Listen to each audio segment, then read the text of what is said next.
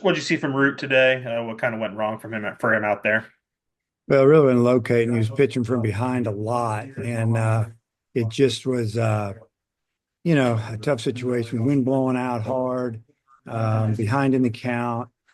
Give credit to Ole Miss's hitters; they fouled off a lot of pitches and laid off a lot of borderline pitches, but just not the command that he's had. Uh, the wind today, like how does it compare to a bomb Walker win since we were out? Where was it maybe worse than what you might get at home? Oh yeah, our winds at home are usually crosswinds. This was blown straight out to left about 20 plus, and it's same for both teams. It didn't cost us the game. They did hit probably a wind blown home run or two, but they had runners on base, and what got us was that the first 6 innings, the leadoff man got on base 6 innings in a row, and I think he scored.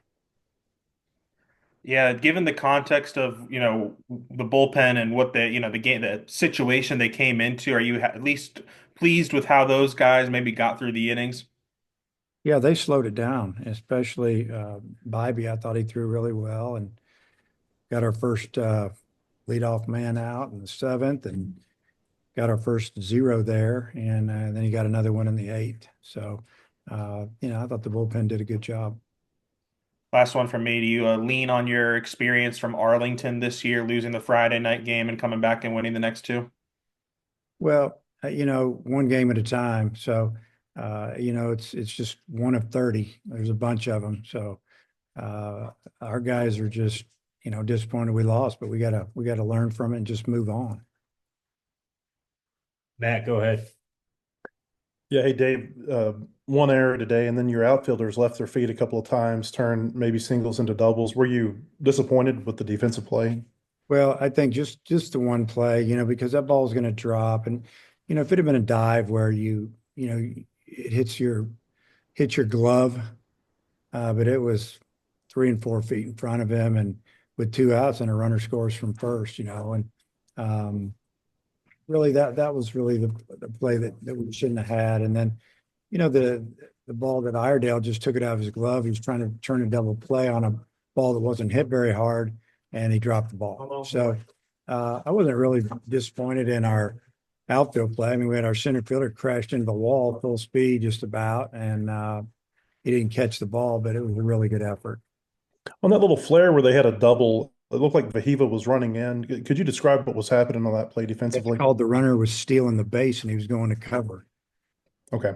Left-handed hitter, he's going to cover, bang, flares it in, nobody there, pushed it, out towards left fielder's deep, shortstop cover. Just it was a lucky play. And there were a couple of them early. They had some things go their way the first couple innings uh, that put us in a bind.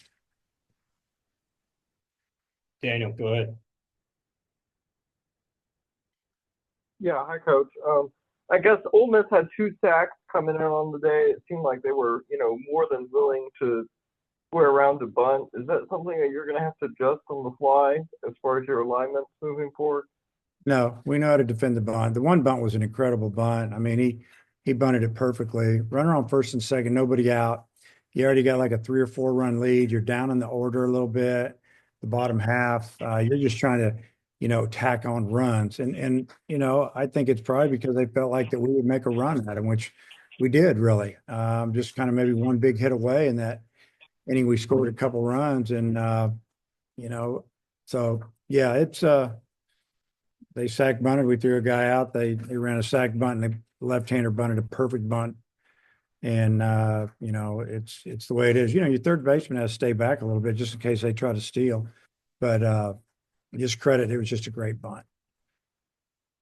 And then Elliott seemed like y'all got his pitch count up pretty good, but couldn't get the knockout punch. Just maybe Yep. talk about the approach on the Yeah, day. that's what he does. And we talked about it yesterday to the team, and that you've got to find a way to get the hit against him. And we got his count up, fouled off a lot of pitches, took a lot of pitches. I mean, we had him up to, like he was throwing at least 20 pitches an inning for the most part. But it was one run instead of 2 and 3. And credit to him, he got out of some jams and, we never got that big hit, so to speak. Thanks, Coach. Matt, you got anything else? Yeah, I just got one more with the forecast tomorrow.